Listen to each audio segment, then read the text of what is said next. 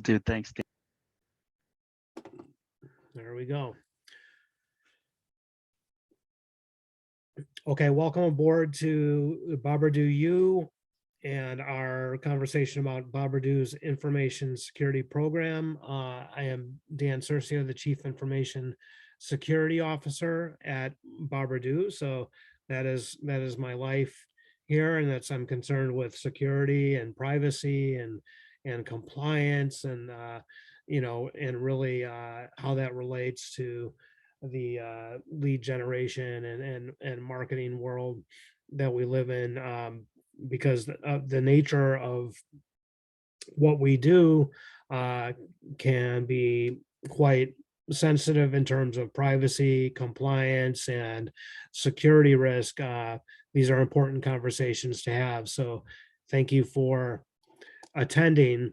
The main focus of this webinar was originally to uh, speak to our information security program, what we're doing at Boberdoo in the interest of security and privacy and compliance, and to better support our clients' commitments and make sure we're doing all of the right things to operate safely in this environment.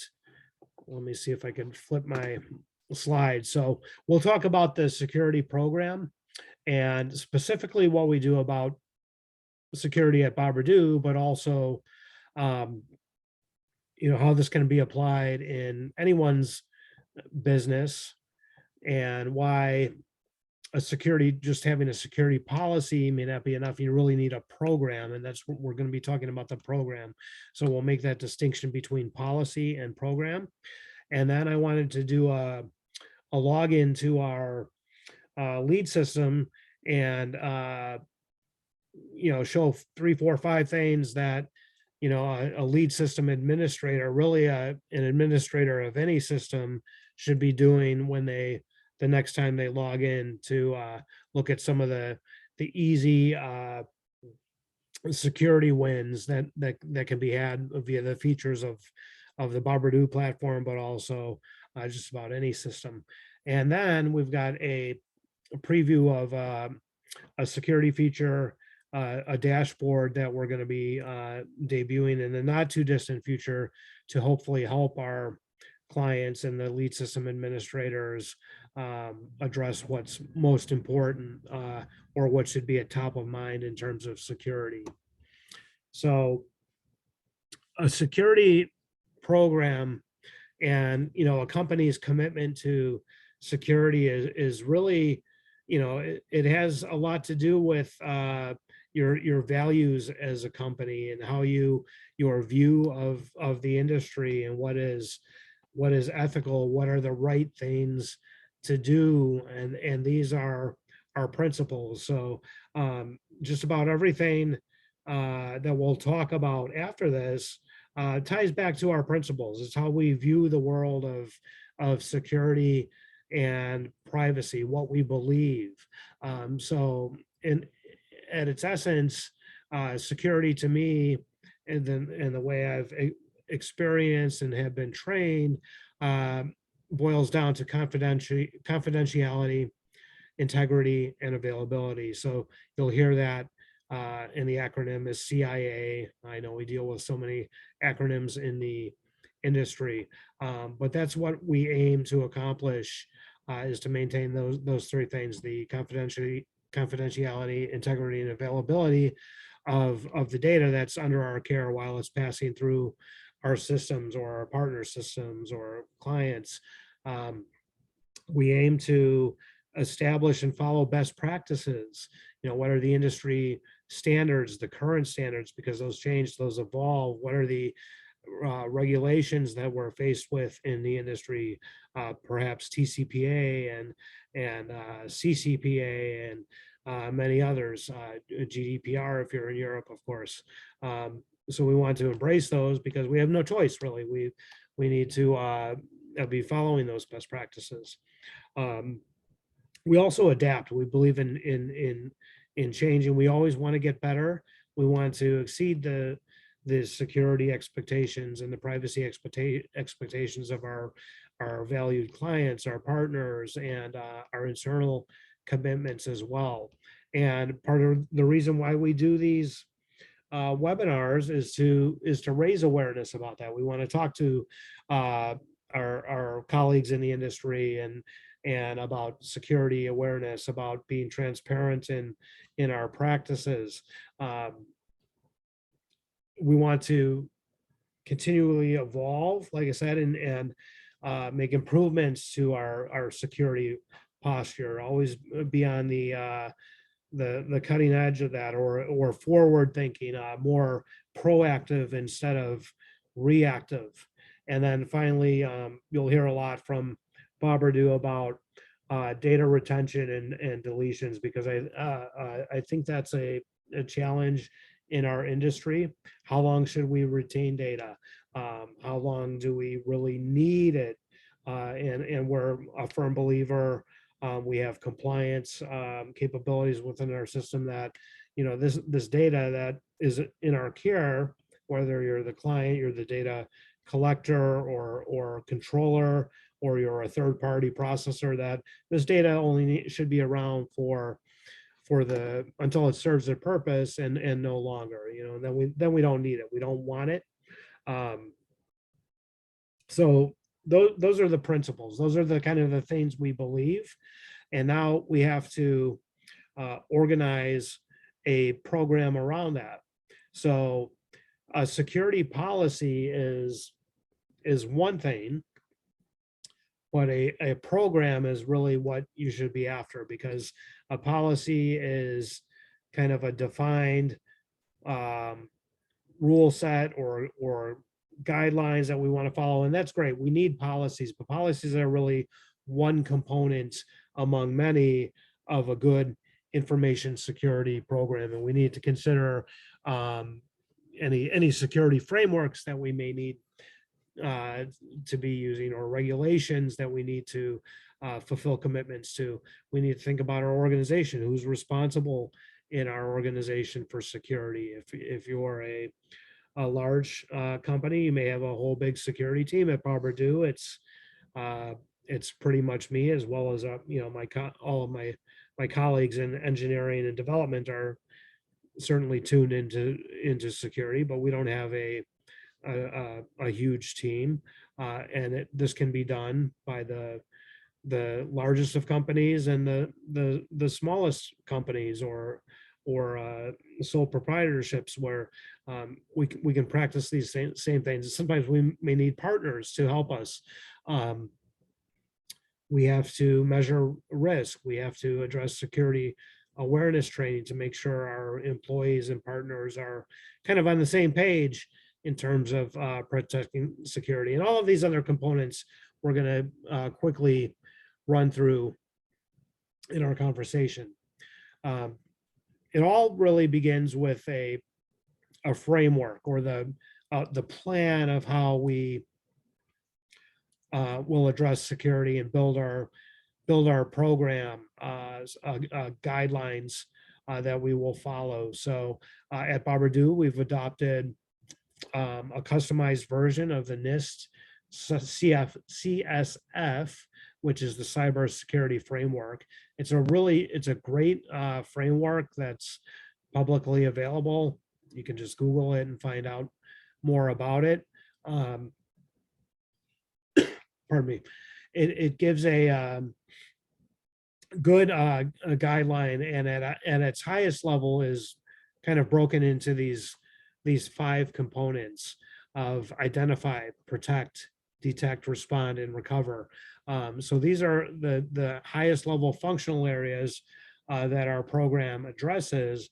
And within the cybersecurity framework and the framework that we've adopted for our program, we have certain control categories, and then we drill down to more specifics, and that lead us to the technical controls and the policies and all of the different security mechanisms that we need to have in place to kind of meet the requirements of the framework. So it's a really well organized framework. It's not very complex. It's as complex as you want to make it. But each of those areas: identify, protect, respond, recover. Those are the various functional areas that we might need to address through our program. So um, I kind of mentioned a little bit about our organization. So uh, we have a chief information security officer at boberdoo, but this person could be the owner of a company. It could be the chief privacy officer, or someone who is um, tasked with making sure that the things that we need to do in terms of security are actually happening. It needs to be supported by the ownership of the company, or the leadership, and the various team members that we're interacting with. A lot of times you'll hear that security is everybody's job. So and that's certainly true, that and it's just not internal employees. Maybe it could be third parties, or your clients, or and customers, other services that you might be interacting with. These are all parts of the kind of ecosystem of people um, that need to be in tune with security, kind of on the same page. And our teams across boberdoo, our developers, our engineers, are well versed in security, holding various certifications. We are heavily invested in AWS, so we have AWS certifications. I have various security certifications, so those are great kind of guideposts for us to make sure that we're following standards. But it also is required by our partners. We want to have trusted third-party partners. So we have external service firm that monitors our infrastructure, a certified AWS partner. We contract with third parties, a second or third set of eyes, if you will, to help us do vulnerability assessments, look at our security posture, do penetration testing, and then of course, I already mentioned that we're invested in and hosted on Amazon Web Services, AWS, and they are very in tune with security and hold so many certifications and compliance, like SOC 2 and ISO 27001. So they're trusted. They're well established in terms of security. I had mentioned that policies and information security policy is great. You can write one, you can Google one and find one, customize it for your company. And we've done that. We have an information security policy. We have a variety of kind of sub policies or supplemental policies that may speak to network protection. Think, firewalls and perimeter, or mobile device security, vulnerability management, pen testing, things like that, how we patch and update our software, and all of these various components. So we have those policies, and policies are great. They should be reviewed annually to make sure they're still applicable and current. But those are part of our documented, or the documented aspect, the things we say we do. We also have to do those things in practice. So we'll talk about that a little bit more. Very early on, when considering a security program, you should think about risk. Well, what security? What are we really trying to protect? What are the risks in our industry? Is it compliance with regulations? If we fail to meet those obligations, can we be subject to fines, or data breach, in a bad case? We want to understand what we're trying to protect, what the risk is if it was compromised or breached or abused, and how we can address that and continuously improve on that, and ultimately reduce the risk. So we conduct risk management activities on an ongoing basis and reviewed annually. We do risk assessments. Other components of the program that are important to us: we have a security awareness program. And I am a believer that people are our best line of defense, and well-trained uh, team members that are in tune with security, aware of their commitments, know how to spot the bad guys. That goes a really long way. So we do annual training kind of as a check the box compliance, but we deliver uh, that training, update it multiple times a year if we need to. All new employees get training. So I think that's very important. And at larger companies, you find that's pretty common. It's just mandatory and is very, very important. On the network protection front, we need to look at, well, what is our network? Do we have physical locations? Boberdoo is virtually, all remote now, but our systems themselves are built in and for the cloud. So we're in AWS, and we benefit from the advanced security protections that they have, and implement best practices within AWS following their benchmark guidelines. And we have really robust infrastructure monitoring uh, to help us know our posture in terms of security, where our perimeters are, where our weak points might be, and what we can do to protect those with web application firewalls or other technical controls.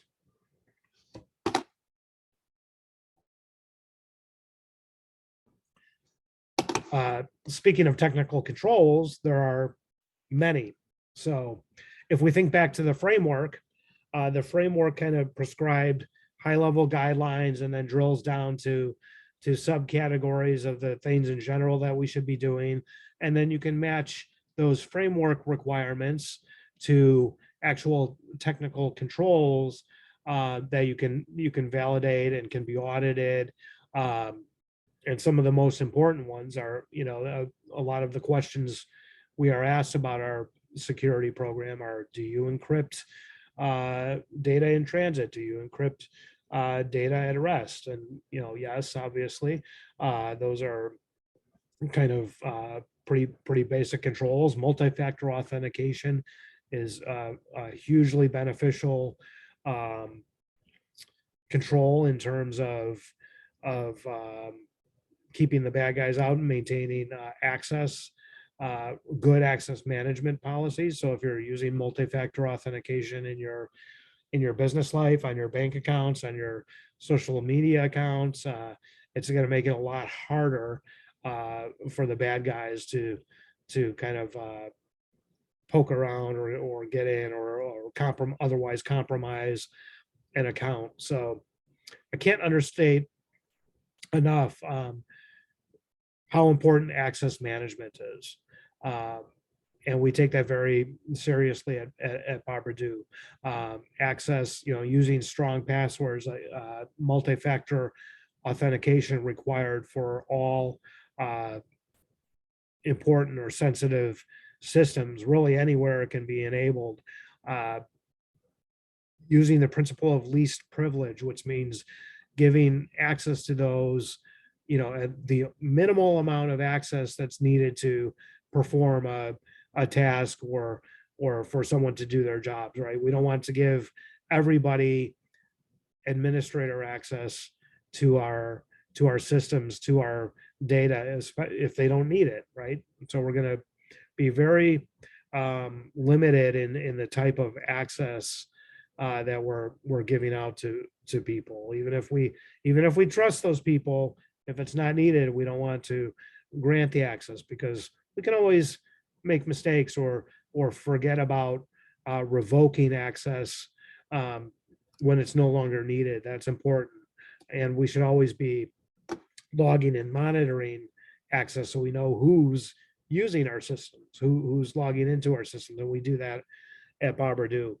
A lot of people think about information security in terms of vulnerabilities or software bugs that lead to compromises, and those things do exist. That's why we need to keep our software updated, our systems patched. But we partner with external vendors again and partners to help us conduct these vulnerability assessments and actually penetration tests against our system. So they're trying to hack into our systems and find vulnerabilities and loopholes and all of the gotchas that we may not see from our angle, but it can help to have a third party doing this from the outside. And often, companies will do this annually. We do that at least annually. Um, and then when vulnerabilities are discovered, we prioritize those, right? Sometimes you may have low vulnerabilities or medium vulnerabilities, but I'm really concerned with critical and high vulnerabilities, things that are very high risk and should be fixed right away. And we always fix and remediate or implement compensating controls according to the severity, especially if it's identified as being kind of a critical or high vulnerability. Along with that, the extra set of eyes that we get from our third party pen testers and security partners, we kind of have some robotic eyes in terms of logging and monitoring. So we're logging access to the systems, all the traffic coming into our client systems, what actions are being taken in the systems, what's happening within AWS. So we preserve all of these kind of audit trails, generally speaking, for 12 months, depending on the type of logging that is happening. But these logs are also integrated with alerting capabilities. So if we have something that's identified as not normal, kind of our intrusion detection systems could be an example. We're logging all of this traffic that's coming in, something we identify something out of the ordinary, then we can alert on that and be very responsive to something that doesn't look right or might be violating one of our security controls or triggers an anomaly alert. Another key aspect of an information security program and ours at boberdoo is that we have a really good incident response policy and the procedures to go on with it. So when something does happen, and it can happen to anybody, I would say breaches can't be necessarily prevented. There's no guarantees if you do all these things that you'll never have a security incident. But it's important to be able to respond to that and resolve that in a coordinated and timely manner. So we have procedures in place. If there's a security investigation or event that needs attention, then we have the methods to identify and respond and remediate those issues. If from a client's perspective, if you have concerns or questions about security, you can always open a ticket in your lead system, or just email security@boberdoo.com, and that comes to me as well as the owner of the company, because we want to know if there's something security related going on in your system or our partner's system that we can help with. We want to be there for our clients and be able to assist in that response. Finally, recovery. So disaster recovery, DR, business continuity. If there is a security incident that impacts availability of systems, or perhaps it's a Amazon outage or something beyond our control that would disrupt business, for ourselves, for our clients. We want to be able to ensure high levels of availability until a disaster uh, should should hopefully not occur. But if it does occur, then we'll be ready for it and we can recover our system. So think about making sure that we have backups. We back up all of our data frequently and our client systems and the configurations and the databases, and that gives us the ability to recover in the event of a network outage, or like I said, a security incident. It could be a number of reasons why that might happen. And then finally, on the boberdoo, regarding the boberdoo platform itself, there are so many lead system security features that I just picked out a couple here to name, but we have that's important because this is the platform that you're using, and you want to have assurance that boberdoo is doing the right things, but also we give our clients the ability to kind of take security into their own hands, and give them these features that can really help kind of lock down and protect the system, protect your data, uh, two-factor authentication, compliance. You'll hear a lot about that from boberdoo, and data retention. We give the abilities to help clients shore up their security controls and also kind of minimize the risk of if something happens to that data within the system.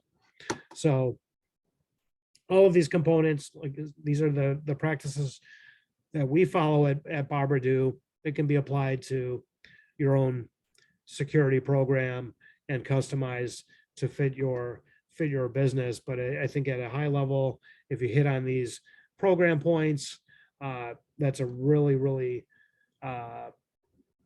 good start. And in fact, puts you ahead of, I would suspect, a lot of other companies or organizations that may not be mindful of all of these things. So, are you still with me, Peter? I'm still here. Yes. Okay, great.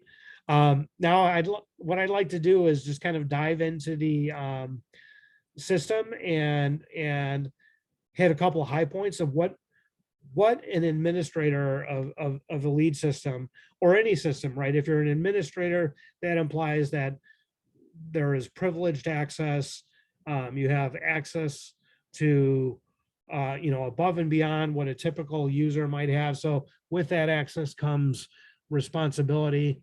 So I wanted to log into my lead system here and show a few quick hits of what can be done. So if you can see, can you see the Yes. lead? Login. Okay. Yep.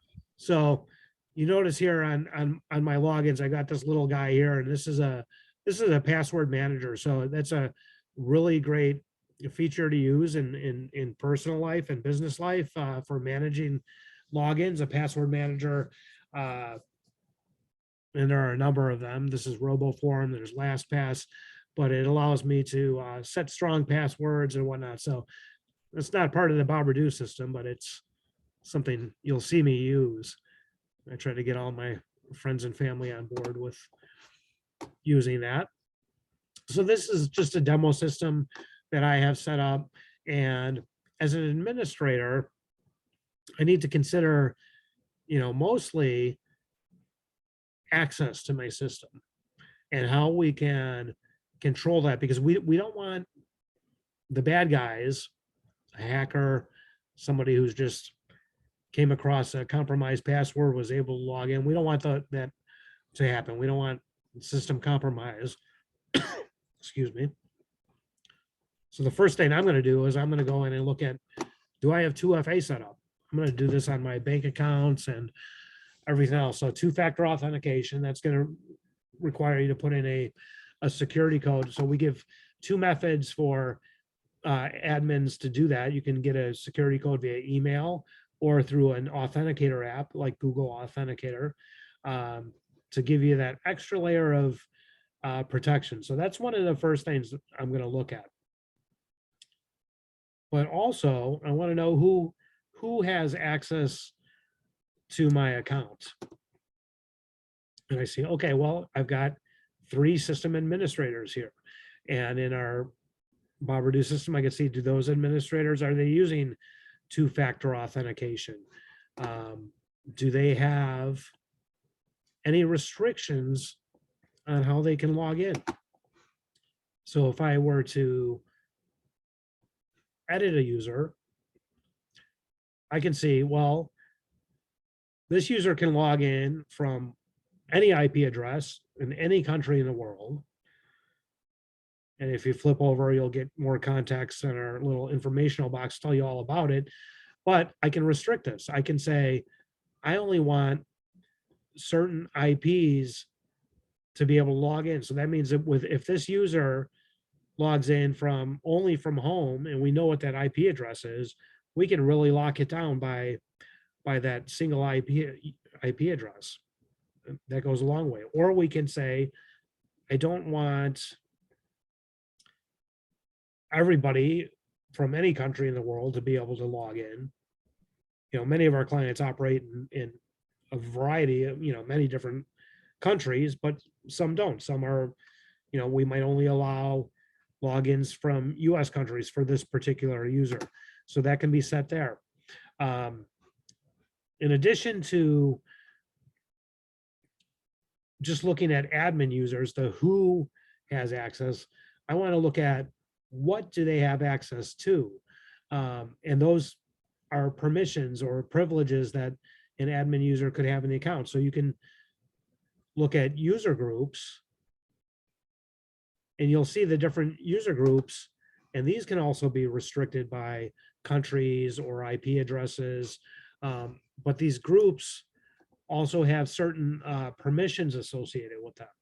So what a particular member of a user group has access to, and there are very granular controls here to say, okay, well, they can see leads, but they cannot see everything. They can look at, their 2FA settings, but maybe not others. So depending on what you want your system administrators to have access to, that can be restricted here. And we want to practice the principle of least privilege and giving the fewest sets of permissions. So very flexible. There's a lot going on here in terms of permissions, but it's worth looking at. Another useful consideration, I guess, or another consideration is that we also want to look at our vendors that we might have in our system. How many do we have? Should they be there? Or our partners. We can look at those, our partners as well. And we can also see that they have 2-factor authentication disabled or enabled, depending on what their needs are and how they're configured. We can look at blocked accounts. Now, blocked accounts, I kind of have, I thought I would have some showing up here, but perhaps not. But this could be an indicator of if accounts are being blocked in your system, it could be an indicator somebody's trying to get in and they keep using the wrong password. So it could be a legitimate thing. Maybe a user forgot their password and they locked themselves out, or maybe it's a bad guy trying to get in and they lock themselves out. So it could be an indicator of suspicious activity on your account. So that's kind of a neat place to go. And then I'm also going to look at API keys, because those, in addition to users, admin users, or other types of users that might be logging into the UI to the console, API keys are another method of access, a way to interact with the boberdoo system, and that those have keys, and we want to protect those keys. We want to perhaps put in restrictions that say we only allow use of an access key from certain countries or coming from certain IP addresses, much like we did with a user. We might want to, let's see if I can go into edit here.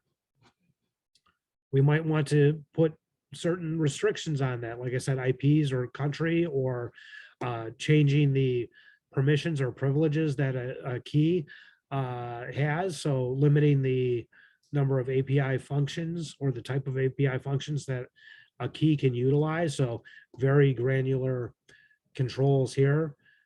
We can set, when creating API keys, set expirations on those.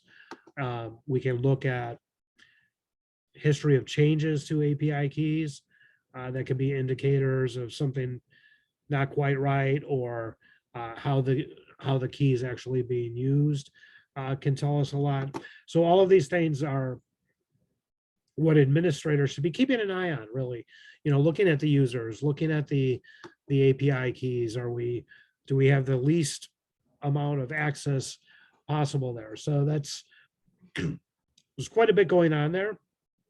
And what I wanted to do next was talk about a new feature that we have coming to help navigate this, and then we'll wrap up. I hope I'm not going too long here, but real quick, some of the things we just talked about are going to be available in something we're calling Security Hub. So this is a little first preview. It's going to be in an upcoming version of our application, and it can be found in our compliance section. So security and compliance go hand in hand, and Security Hub is intended to help with all of those things we just talked about, to give a kind of a high level overview where a system administrator can check in and see, okay, what's going on in terms of security and access in my account? How many admin users do I have? If you have 20 admin users in your system, it's probably not the best practice to be doing that. You want to limit, how many admin users that you have, and as well as limiting the type of access they have. But this dashboard will tell you, it'll tell you how many of those admin users are inactive, like maybe they were set up and just never logged in. We should get rid of those. So these links, these are all hyperlinked, and will take you right to the admin section, so you can change user configurations or remove users that are no longer needed. Same with partner accounts and vendor accounts. I don't think it's uncommon for there to be many of those, but you want to make sure that they are needed, and they are still active and trusted partner accounts, and the blocked accounts. So this again can be an indicator of something kind of fishy going on, or a user that's having trouble interacting with your system. So that can give you more insight there. The dashboard gives you total on a number of API keys, and those that haven't been used. If you have API keys that are sitting out there and they haven't been used in quite some time, they're probably not needed and should be removed. Do we have geo restrictions by country or by IP address applied to these keys? Because those really make your API keys even more secure. Are we using two-factor authentication? Do we enforce it across our system? Or how many of our users are actually using it? Ideally, all of our admin users are using 2FA. So this is kind of a high level. This is all your one-stop shop to get you started on all of those key points of access, and as well as user activity. So we keep a user activity log, so you can see that I've logged into my system here, and what pages I'm visiting, kind of what I'm doing. So this is, a good thing to look at what the users of your lead system are actually doing in the system. Should this user be carrying out these functions? And probably yes, but it gives you a little audit log of what's been happening in the system.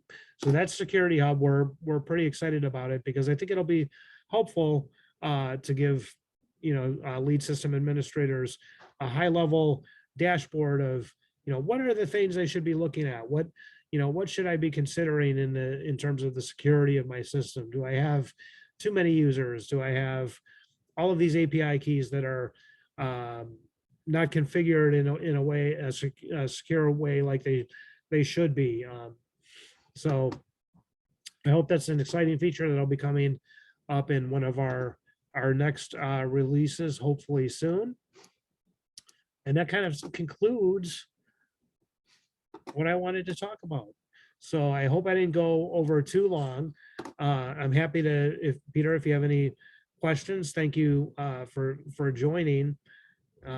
Happy to take questions or get some feedback on whether or not this was worth your while. Yeah, no, absolutely. I love the new security hub. That's really helpful, putting everything in one place. I think that that's going to be really beneficial for me personally, but I think it's going to be really beneficial to all of your clients. One question I have is surrounding single sign-on, and if you have any intentions or if it's on any roadmap or you guys have thought about, integrating with something.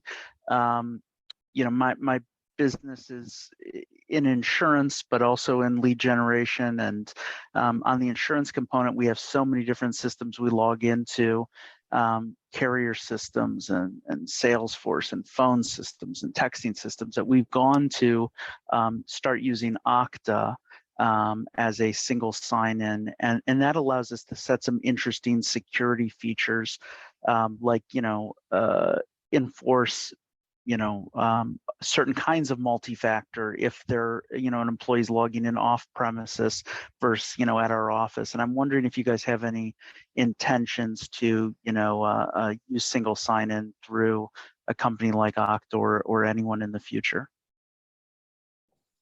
Oh yeah, I've had great experiences with Okta in the past, and we've had a number of clients that we've worked with on kind of customized single sign-on solutions. Okta has come up in discussions recently. We're looking into supporting like Google sign-on. So to answer your question, yes, and I think if that's something you'd like to explore further, you can reach out to customer support or open a ticket, and we can further that conversation. So it's not something necessarily that's supported out of the box, but I'll go out on a limb and say can be done. And we've had some clients who've do that. So yeah, I think that's single sign-on is huge, and I'm glad you're in tune with that. So we have had the demand, but if you'd like to kind of explore that further, yeah, I'd say Great. first start get in touch with support, and we can kind of work through the options or talk about what your needs are. Awesome. I'm glad you guys are able to do that. That's an even better answer than I expected. So I was hoping to hear it was on like the timeline for the future, but even better, we can potentially get a customized solution now. So that's great news. But yeah, I think the security hub feature, was my biggest takeaway here. And I think, it's data security is one of the most important things that any business can be looking at today. And so it's always good to kind of, look at the things you're doing and, look at the things that I should be doing in my organization to, just make things more secure. And I totally agree. We shouldn't be keeping this data forever that we're getting, and that there needs to be not only strict retention policies, but strict deletion policies as well. So yeah, this was great. I appreciate you taking the time today to present this. Well, great, Peter. That was really great feedback. Really well said. And thank you for joining me today. My pleasure. You have a great day, and look forward to speaking with you again soon. All right. Thank you. Take care. You too. Bye-bye.